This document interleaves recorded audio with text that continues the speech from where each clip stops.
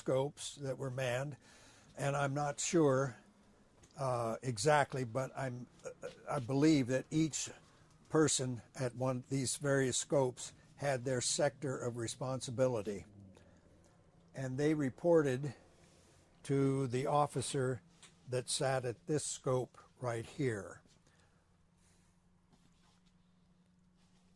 this one, and he was here so that he could see what was being plotted on this board.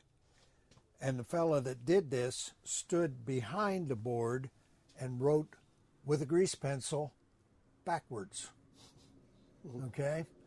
Often wondered when he quit doing that if he was still able to sign his name.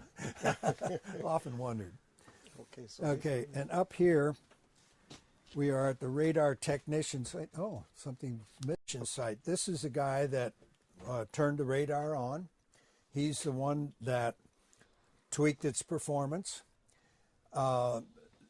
If some of these black boxes around here were inoperative, he might be able to fix them in flight. We carried spare parts in the back and a soldering gun, and he's been known to fix it and keep us going.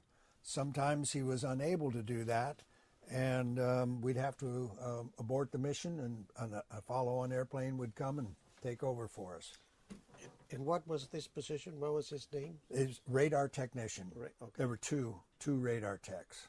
Always had the station manned so that he was monitoring the performance of the radar. Okay.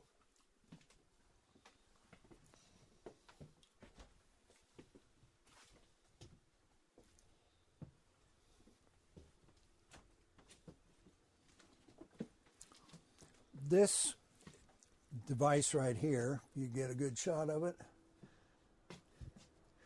This is called the magnetron tube. Can you? All right. You're going to explain this again. So here we have what's known as the magnetron tube.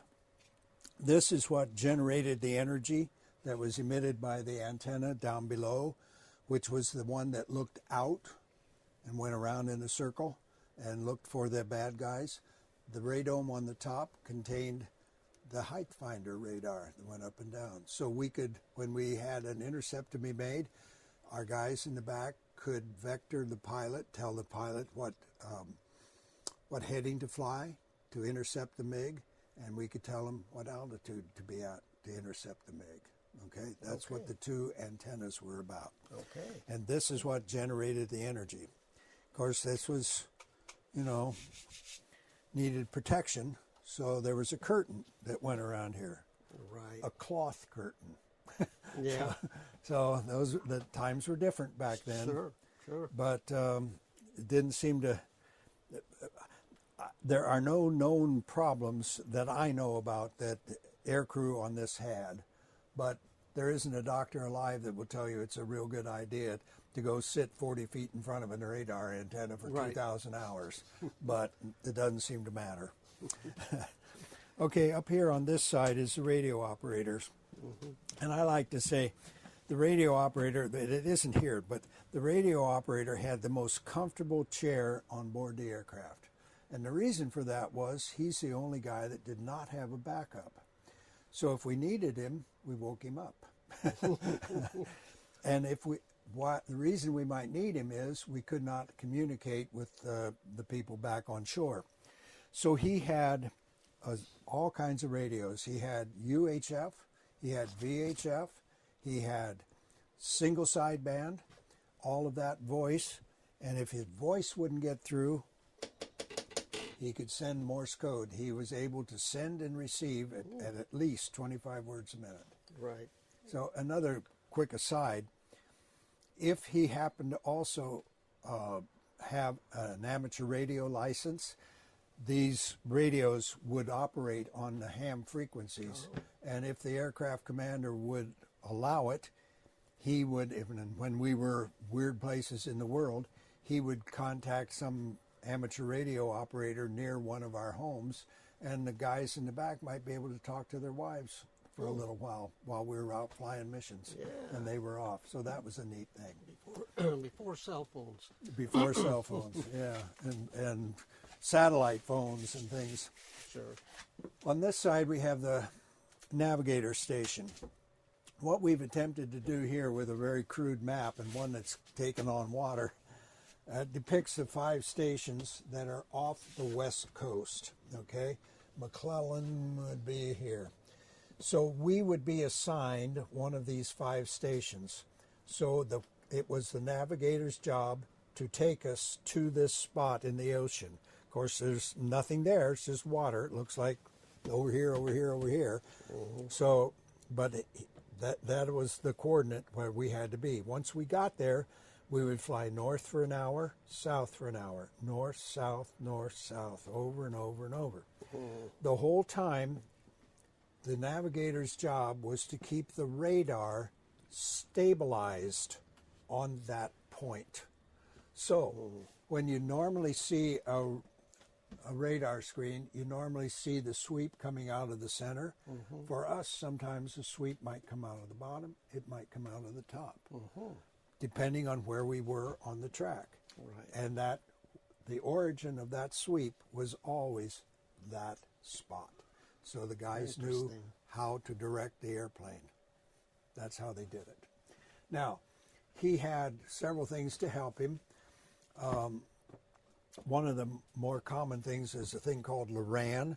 It's a series of radio stations that is operated by the Coast Guard, and you can set up a directional, it sets up not a directional signal, but you can find out where the signal is coming from. You have a device that will point to it, and you tune in a couple of these, and then you do what's known as triangulation, and that will tell you where you are.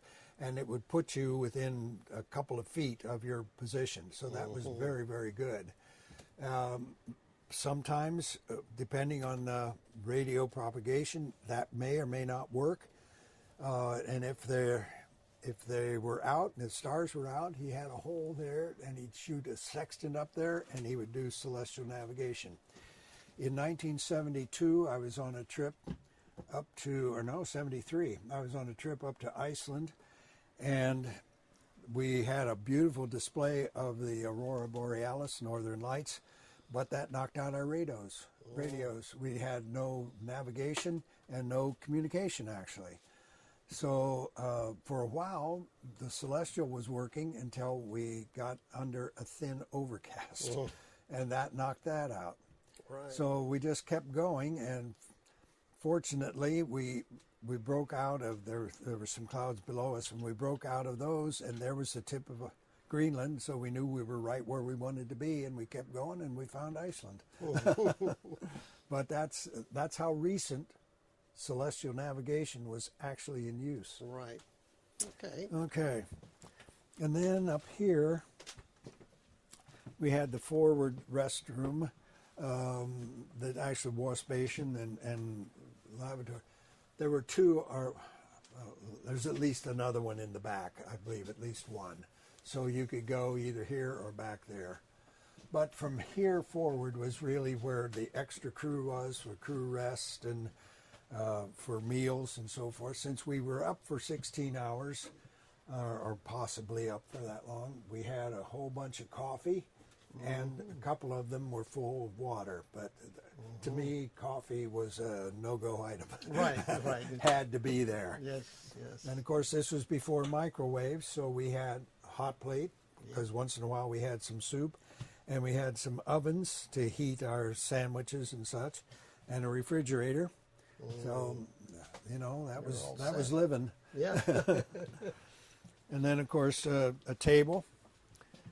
You could play cards, or you could have your lunch. Yeah, yeah. Of course, there were bunks here. There were several that you noticed in the back, and I believe there was another one along here as well, which I don't believe is in this airplane.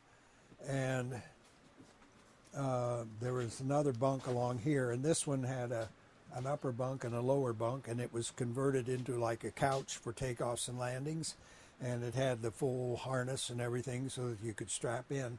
So when we had extra people on board, like for training and whatever, but this is where the navigators would sit, and the crew, the people in the back that were not going to be on their station, the first First couple hours on station would be up here for takeoffs and landings. Uh-huh, okay. More avionics racks here. Yes. And now the cockpit. Now the cockpit. Yeah, now I'm supposed to know something about this, but